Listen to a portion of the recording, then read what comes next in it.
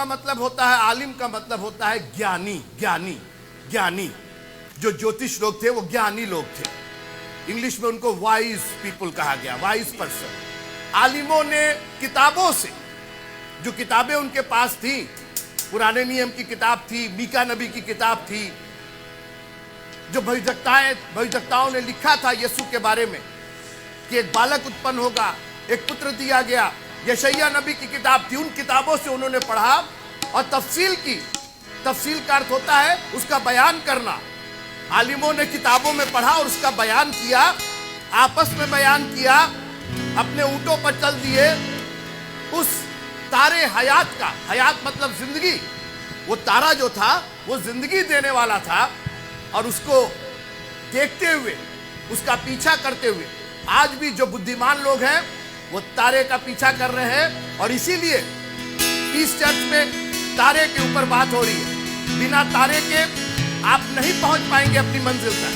कि तारे के बगैर प्रभु के पास पहुंचना हमारा मुश्किल है। एक बार फिर से कहिएगा, आली बोले किताबों से बड़ी मैदान इसकी तफसीर। आली बोले किताबों से बड़ी मैदान इसकी तफसीर। चल दिए वो भी ऊंटों पर, चल दिए वो भी ऊंटों पर, तारे हयात का पीछा कर आया मसीह दुनिया में, तू पापियों को बचाने को। पीस टिबिनकर चर्च गोरखपुर इंडिया की ओर से इस प्रसारित प्रोग्राम पीस कनेक्शन में मैं आप सबका स्वागत करता हूं।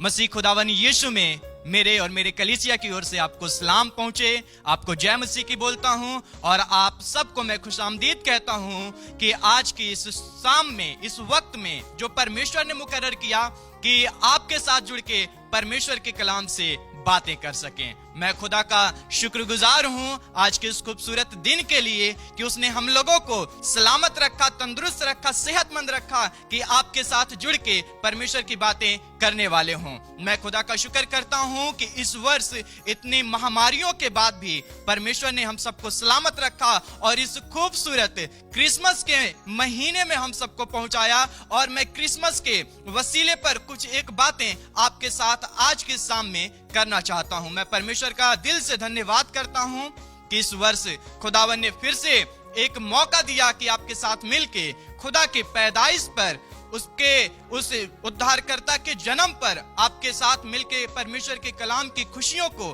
बांटने वाले हों। आए से पहले कि हम खुदा के कलाम में चलें, अपने सरों को झुकाएं और उससे दुआ करें।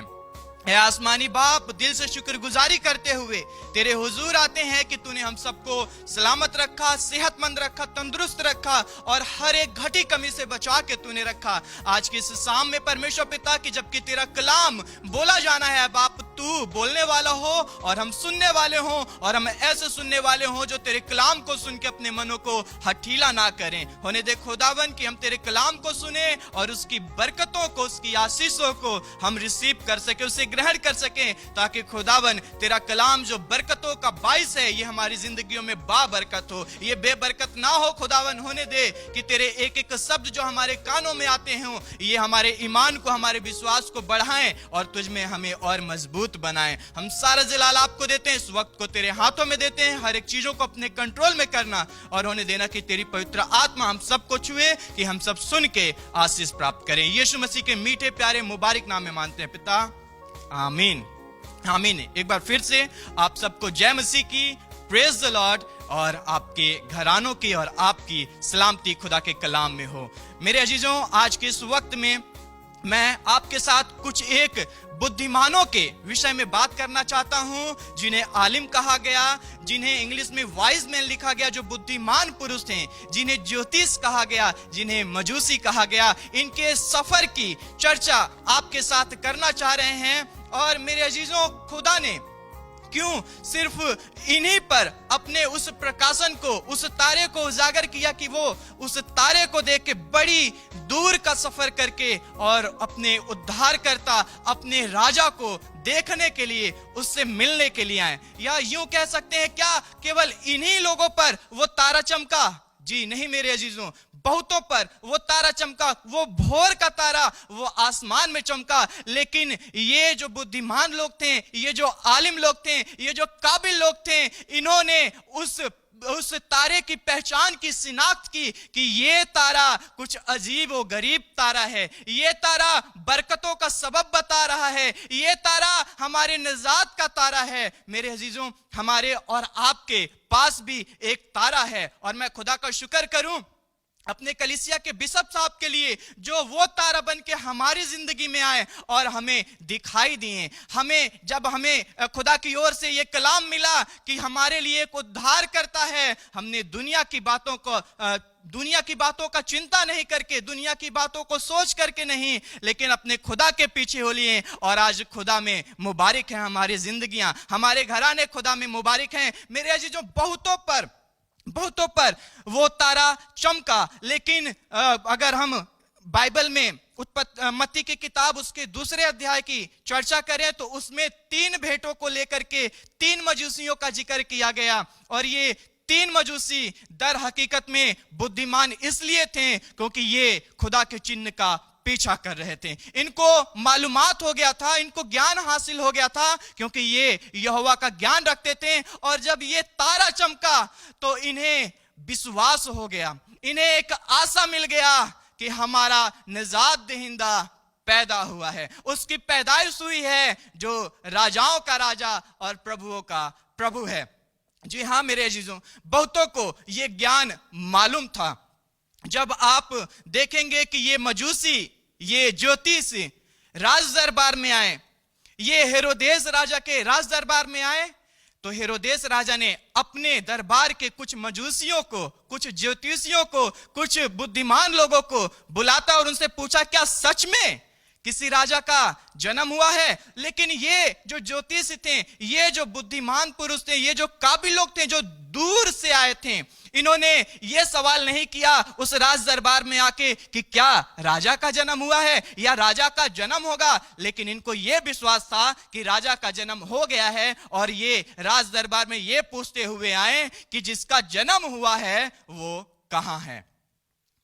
जो राजा के बुद्धिमान थे, जो राजा के पंडित थे, उन्होंने अपने शास्त्रों से पढ़ा और राजा को भी बताया कि हाँ, एक बालक का जन्म होना है, एक राजा का, जो यहूदियों का राजा कहलाएगा, उसका जन्म होना है। फिर भी ना राजा ढूंढने के लिए निकला, ना वो बुद्धिमान लोग ढूंढने के लिए निकले। ढूंढने के लिए वो निकले जो पूरब से, जो दूर देश से, उस बालक के विषय में, क्योंकि उनका प्रेम उससे था, उनका आशा उस पे था, उनका भरोसा उस पे था। किस पे? खुदा के कलाम पे। क्योंकि खुदा ने एक चिन्ह दिया है हमारे और आपके लिए कि एक बालक उत्पन्न होगा जो हमें शांति प्रदान करेगा, जो हमारा राजा होगा। जी हां मेरे अजीजों, अगर हम इब्रानियों की खत और उसके 11 अध्याय की पहली आयत में देखो तो लिखा हुआ है कि अब विश्वास आशा की हुई वस्तुओं का निश्चय, जैसा कि अय्यूब कहता है कि मुझे निश्चय है कि मेरा छुड़ाने वाला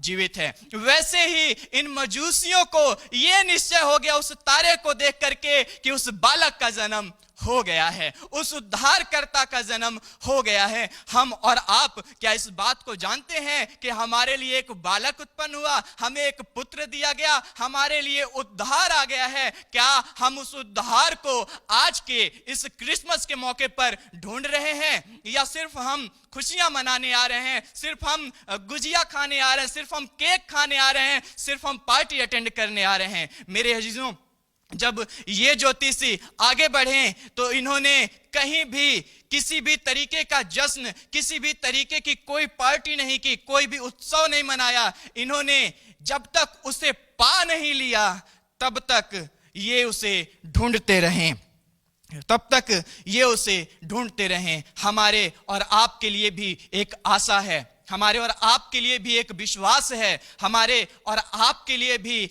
आज के इस वक्त में एक ऐसी खुशी की बात है कि हम अपने उद्धारकर्ता को खोजें। मेरे अजीजों, आशा अगर हमारे पास है और हम इसको अगर यूं बयां करें कि एक पिता अपने बालक से यूं कहता है कि कल की सुबह जब तुम उठोगे तो मैं तुम्हें घुमाने के लिए एक पार्क में ले जाऊंगा, और उस बालक की वो बालक जो है जिसने अपने पिता की इस बात को सुना, उसे उसके मन में एक ऐसी खुशी हुई कि हाँ, मेरा पिता मुझे घुमाने के लिए ले जाएगा, क्योंकि इसके पास इसके पिता के प्रति विश्वास है और इसके मन में एक आशा हो गया कि हाँ, जब मैं कल की सुबह उठूंगा तो मेरा पिता मुझे घुमाने के लिए बाहर ले जाएगा। और यही आशा, यही विश्वास हमारे और आपके लिए है कि हमारे और आपके पास एक ऐसा अद्भुत परमेश्वर है, एक ऐसा अद्वितीय परमेश्वर है जो आदि और अनंत काल का परमेश्वर है, जिसने आसमान और जमीन को बनाया, हमें और आपको बनाया, और आज के इस वक्त में उसने होने दिया कि हम उसके कलाम को सुनकर विश्वास अपने जीवन में ला सके। कुछ एक बात मेरे अजीजों, मैं तीन बातें इस आशा के ऊपर, क्योंकि अगर हम इस आशा को, क्योंकि हम वो धन्य लोग हैं जो आशा करते हैं और अच्छी वस्तुओं का आशा करते हैं। दुनिया में बहुत से ऐसे लोग हैं जो आशा करते हैं और जिनका विश्वास भी होता है, लेकिन वो क्षणिक होता है, वो टूट जाता है, वो खत्म हो जाता है। लेकिन हम कुछ ऐसा विश्वास करें। ये आलिम लोग जो थे, ये ज्योतिष लोग जो थे, ये राजा लोग जो थे, जो पूर्व से कई मील की दूरी तय करके उस बालक को ढूंढते हुए आए थे, इनका आशा, इनका विश्वास परमेश्वर के वचन पे था। अगर आप मेरे साथ देखें पहला तीमुथियुस उसका 6वां अध्याय और उसकी 17वीं आयत। पहला तीमुथियुस उसका 6वां अध्याय और उसकी 17वीं आयत, जिसमें यूं लिखा हुआ है कि इस संसार के धनवानों को आज्ञा दे कि वे अभिमानी ना हो और चंचल धन पर आशा ना रखें। कुछ लोग आज भी अपने धन पर आशा किए हुए हैं, और जो अभी कलाम पढ़ा जा रहा है इसमें लिखा कि ये चंचल धन है, कल आपके पास होगा, उसके बाद मेरे पास होगा, आज मेरे पास होगा, कल ये आपके पास होगा, लेकिन ये स्थिर नहीं है, ये स्थिर नहीं है। आगे लिखा हुआ है, परंतु परमेश्वर पर जो हमारे सुख के लिए सब कुछ बहुतायत से देता है, हम उसी पर आशा लगाए रहें। आमीन। मेरे अजीजों, अगर आप अपने खुदा पर आशा लगाए हुए हैं तो ईमान जाने, आप उस तारे को देख करके उसका पीछा करते हुए आप उसे प्राप्त करेंगे, आप अपने खुशियों को प्राप्त करेंगे, आप चंगाई को प्राप्त करेंगे, आप आशीषों को प्राप्त करेंगे, आप उद्धार प्राप्त करेंगे, आप हमेशा की जिंदगी, अनंत जिंदगी प्राप्त करेंगे। आज शायद आपके पिता आपके लिए वो तारा हो, शायद आपके पादरी साहब, आपके पास्टर वो आपके लिए वो तारा हो। आप अपने खुदा पर आशा करें, ये आशा विश्वास की आशा, और निश्चय अगर आप खुदा पर आशा किए हुए हैं, मेरे अजीजों, अगर हम भजन संहिता उसका 42 अध्याय और उसके 5वीं आयत को पढ़े तो लिखा हुआ है कि हे मेरे प्राण, तू क्यों गिरा जाता है, तू अंदर ही अंदर क्यों व्याकुल है, परमेश्वर पर आशा लगाए रहे, क्योंकि मैं उसके दर्शन से उद्धार पाकर फिर उसका धन्यवाद करूंगा। मेरे अजीजों, आप अपनी आशा परमेश्वर पर लगाए रहें। और अगर हम 11वीं आयत पढ़ें तो उसमें लिखा हुआ है कि हे मेरे प्राण, तू क्यों गिरा जाता है, तू अंदर ही अंदर क्यों व्याकुल है, परमेश्वर पर भरोसा रख। जी हां मेरे अजीजों, आज अगर आप परमेश्वर के कलाम को सुन रहे हैं तो अपनी आशा, अपना विश्वास, अगर आपके पास तारा है, अगर आपके पास तारा नहीं है, लेकिन फिर भी आप अपना विश्वास, अपनी आशा परमेश्वर पर रखें, तो आपके सामने जब वो तारा उदय होगा, जो आपको मार्ग दिखाएगा, वो आपको खुदा के पास पहुंचाएगा। वो आपको आपकी निजात के पास पहुंचाएगा। भजन संहिता 119 और उसकी 114वीं आयत लिखा हुआ है कि तू मेरी आड़ और ढाल है, मेरी आशा तेरे वचन पर हो। आमीन। मेरे अजीजों, हमारी और आपकी आशा, क्योंकि परमेश्वर हमारी आड़ और हमारी ढाल है, हमारी आशा उस पर होती रहे। एक और पद, रोमियो का खत उसका 12 अध्याय और उसकी 12वीं आयत, जिसमें यूं लिखा हुआ है, आशा में आनंदित रहो।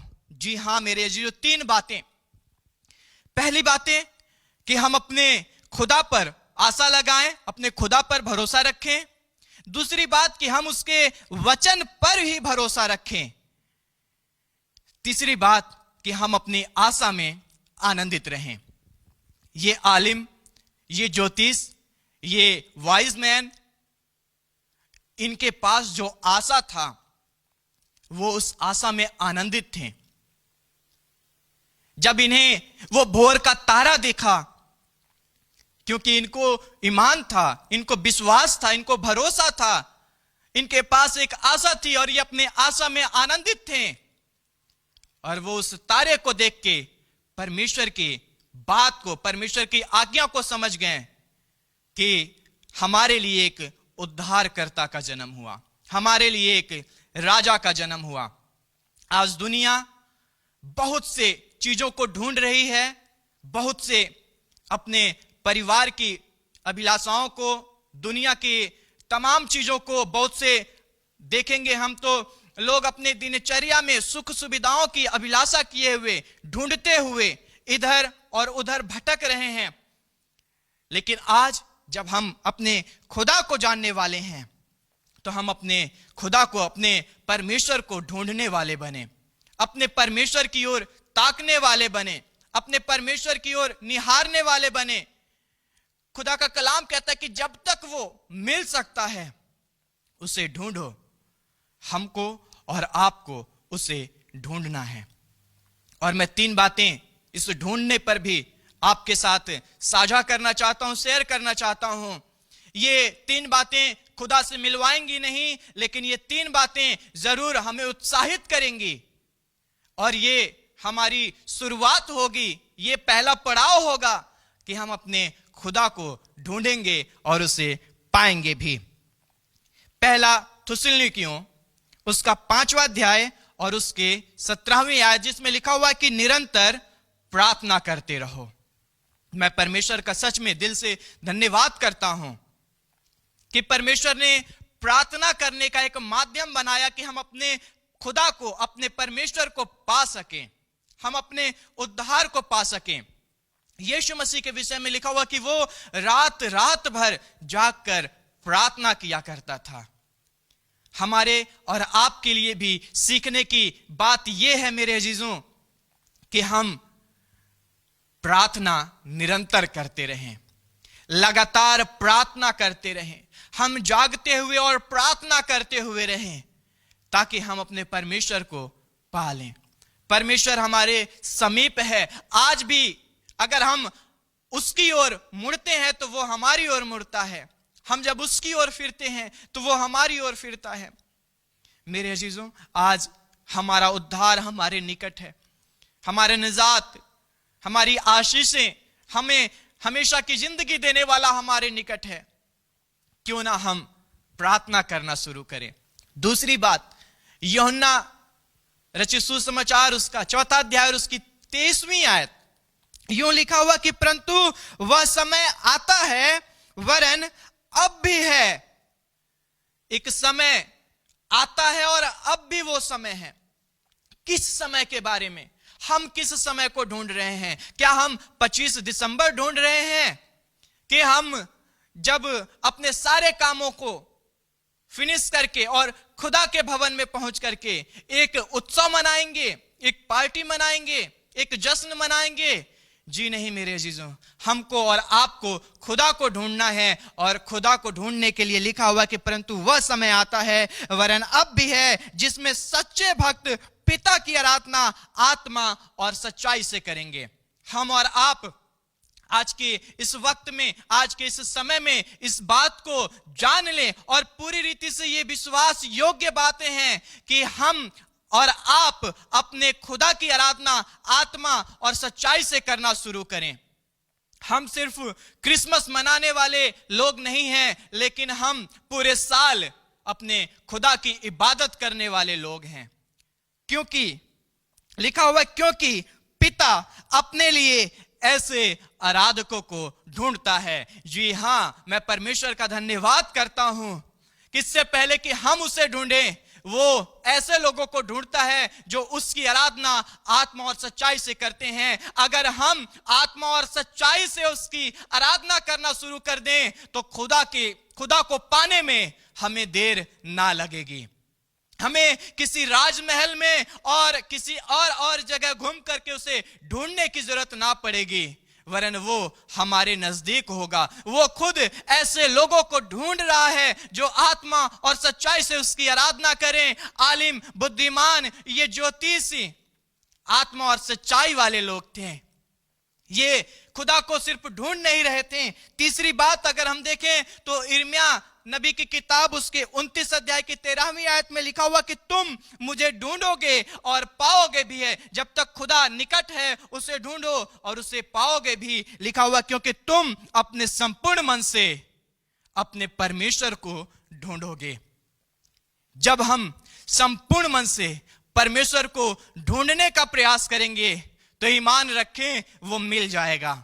3 बातें प्रार्थना करते हुए हम उसे पा सकते हैं, आराधना करते हुए, आत्मा और सच्चाई की आराधना करते हुए हम उसे पा सकते हैं। और अगर हम सच्चाई के साथ उसे ढूंढते हैं, लिखा हुआ संकट के दिन मुझे पुकार, मैं तुम्हें छुड़ाऊंगा। अगर हम अपने संकट में, क्योंकि संकट जब होती है तो हम दिल से पुकारते हैं, खुशी में हम दिल से नहीं पुकारेंगे। खुशी में तो हमें दुनिया की चीजें नजर आती हैं, ऊपर हम धन्यवाद दे सकते हैं, लेकिन जब दुख होता है तो हम अंदर से परमेश्वर को पुकारते हैं।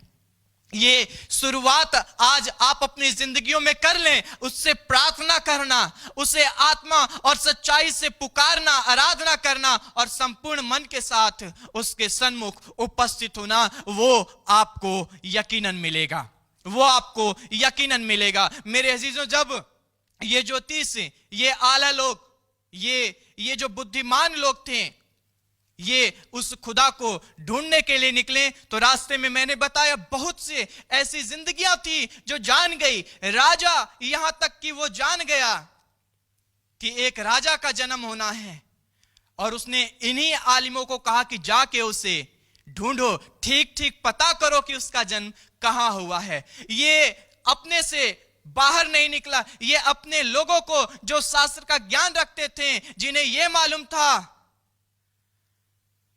कि एक राजा का जन्म हुआ है, एक उद्धारकर्ता का जन्म हुआ है, वो उसे ढूंढने नहीं गए। लेकिन जो उस कलाम पर आशा रखे हुए, जो परमेश्वर के उस चिन्ह पर, उस व्यवस्था पर, उस भविष्य की बातों पर विश्वास रखे हुए हैं, हमारे और आपके लिए एक धन्य आशा है कि हमारा परमेश्वर बादलों पे आने वाला है। प्रभु यीशु मसीह बादलों पे आने वाला है और जब तक वो हमारे निकट है हम उसे ढूंढते हुए हैं। आलिम छूछे हाथ उससे मिलने नहीं गए। मुझे नहीं मालूम कि वो क्या तैयारी किए हुए थे, लेकिन बाइबल साफ तौर पर बताती है कि जब उन्होंने उस बालक को घर में मरियम के साथ देखा तो अपने आप को खुदा के हुजूर सरेंडर कर दिए। बाइबल बताती है कितने खूबसूरत तरीके से कि वो मुंह के बल गिरकर उसे दंडवत करने लगे। जी हां, हमारी और आपकी जिंदगियों में क्या ऐसा है? क्या वो नम्रता, वो दीनता, जब हम खुदा के हुजूर, जब उसके भवन में आते हैं, जब उसके मजबे पर, उसके वेदी के निकट आते हैं, तो हम सबसे पहले घड़ी की ओर देखते हैं, अरे अभी तो 15 मिनट बाकी है आराधना शुरू होने में। तब तक हम धूप खा लें, तब तक हम किसी से 2-4 बात कर लें, तब तक हम बगल वाले से उसका हाल चाल जान लें। मेरे अजीजों, कहीं कुछ नहीं ना आलिमों की जिंदगी को देखें। ये जब उस घर में आए तो ये मरियम से पूछने नहीं लगे, क्या यही वो बालक है जिसे तूने जन्मा है? वो मरियम से ये नहीं पूछने लगे कि इसी को हमको सजदा करने के लिए खुदा ने एक नूर दिखाया है जिसका पीछा करते हुए हम आए हैं। इन्हें विश्वास था, इन्हें ईमान था, इन्हें भरोसा था अपने बुद्धि पर, अपने ज्ञान पर, अपने परमेश्वर पर और अपने धन्य आशा पर। हमें और आपको क्या ये मालूमात है? क्या हम आज आराधना आत्मा और सच्चाई से करने वाले हैं? क्या मेरे अजीजों, खुदा यही चाहता है। वो ऐसे ही प्रशंसकारों को, वो ऐसे ही आराधकों को, वो ऐसे ही बुद्धिमान लोगों को चाहता है। अगर हम और आप बुद्धिमान बनना चाहते हैं, आला बनना चाहते हैं, अपने आप को संसार की बुद्धि से पहले शून्य करें। संसार का ज्ञान नहीं रखें, क्योंकि संसार का ज्ञान हमें धोखा खिलाता है। जब हम खुदा के भवन में आते हैं, जब हम संडे मॉर्निंग चर्च में आते हैं, चर्च सर्विस शुरू हो या नहीं शुरू हो, हम अपने खुदा के नजदीक, उस बालक के नजदीक अपने मुंह के बल गिर कर उसे दंडवत करें। आज हमें बहुत सी परेशानियां होती अपने हाथों को उठाने में, प्रेज द लॉर्ड बोलने में, वर्शिप आत्मा और सच्चाई से करने में, घुटने टेकने में, कि बगल वाला ये ना समझे कि मैं कमजोर हूं, बगल वाला ये ना देख ले कि मैंने क्या पहन रखा है, बगल वाला ये ना देख ले कि अरे ये तो दिखावा कर रहे हैं। मेरे अजीजों, बगल वाला, सामने वाला, ऊपर वाला, पीछे वाला क्या करता है, क्या नहीं करता है, ये आलिम, ये बुद्धिमान, ये ज्योतिष, ये मजूसी, अगर आप चाहते हैं कि आपका भी नाम इनमें शामिल हो, तो खुदा के हुजूर जब आए, जब आप उसे ढूंढते हुए उसके पास आए, तो बिना किसी सवाल जवाब के, बिना किसी प्रश्न के और बिना किसी सोच विचार के खुदा के सामने अपने आप को सरेंडर करें, अपने आप को नम्र और दीन बनाएं। आप अपने घुटनों पे आए, आप अपने हाथों को उठाएं, आप जैसे भी खुदा को सजदा कर सकते हैं, उसकी आराधना कर सकते हैं, उस परमेश्वर को प्रणाम कर सकते हैं जो हमारे और आपके लिए है।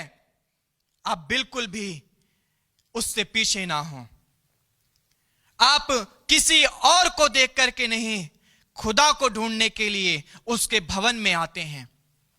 क्या खूबसूरत तरीके से लिखा हुआ है कि वो मुंह के बल गिर करके उस बालक को प्रणाम किए, उस बालक को। और मैं ये सोचता हूं कि ये इतने बुद्धिमान लोग, ये शास्त्रों का, ये तारों का ज्ञान रखने वाले, आज के मौजूदा युग के वो वैज्ञानिक, और उस छोटे से अभी अभी जन्मे बालक को प्रणाम कर रहे हैं।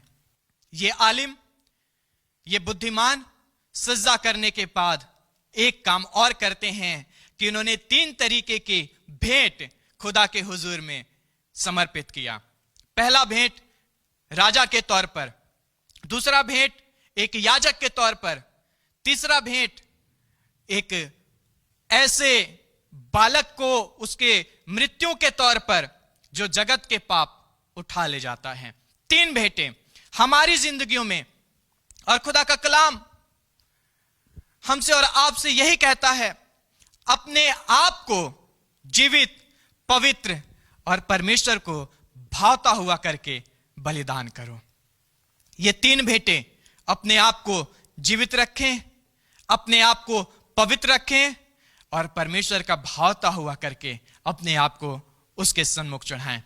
और जब हम ये काम करेंगे तो हम भी आलिम गिने जाएंगे, हम भी बुद्धिमान पुरुष गिने जाएंगे, हम भी परमेश्वर का भय मानने वाले और उसके मार्गों में चलने वाले गिने जाएंगे।